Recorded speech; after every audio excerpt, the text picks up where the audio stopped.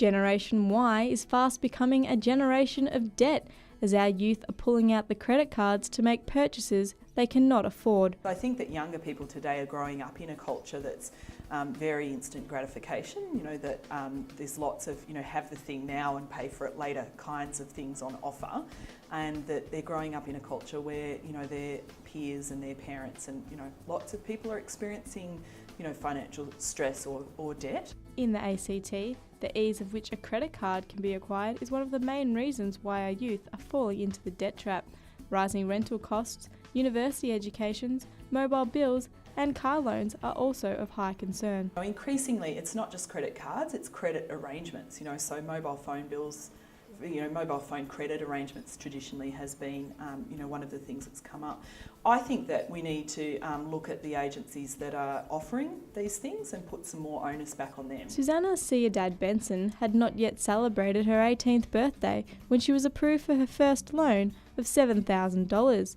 She now finds herself a month away from her 21st birthday, almost $20,000 in the red.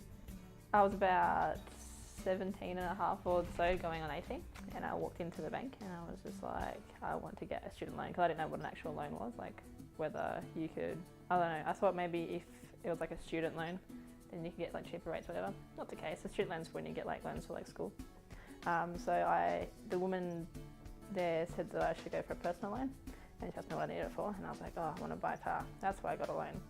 $7,000 initially, and I was just going to buy just a cheap car. Ended up getting a Nissan Pulsar, 99 maybe. It was great, very cute. I took out more money than I needed to because I wanted to be a bit of a retard and put like a stereo in it, whatever else. I had that for about a year maybe, and decided I want something with a bit more power. Since her initial loan, she has refinanced twice and is now the proud owner of a 1999 Subaru WRX. However, this $13,000 car has cost her almost $25,000. Generation Y's relaxed attitude towards personal debt might explain why they are the majority of mobile phone and credit card applications, but they need to smarten up if they're going to fight off their debt demons. I think that I probably should have kept the first car that I got and not refinanced my loan 3 times, so if I didn't, then I wouldn't have been in as much debt as I am now. And so it was definitely a mistake. Major financial institutions require proof that their potential loan customers can pay back their initial loans. However, banks cannot control how their customers are choosing to spend their money. The initial application, we're quite thorough with making sure that the person can afford to take on that debt.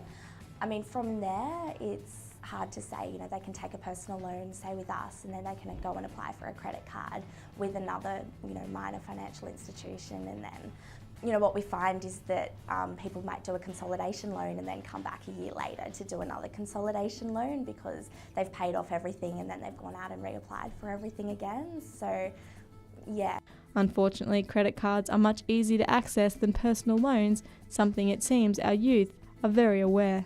I certainly know that the ease with which you can get a credit card and whether people fully understand, the consequences and, at any age that they're getting access to a credit card, is an issue of concern. Young people who find themselves in an increasing amount of debt often feel as though life is spiralling out of control.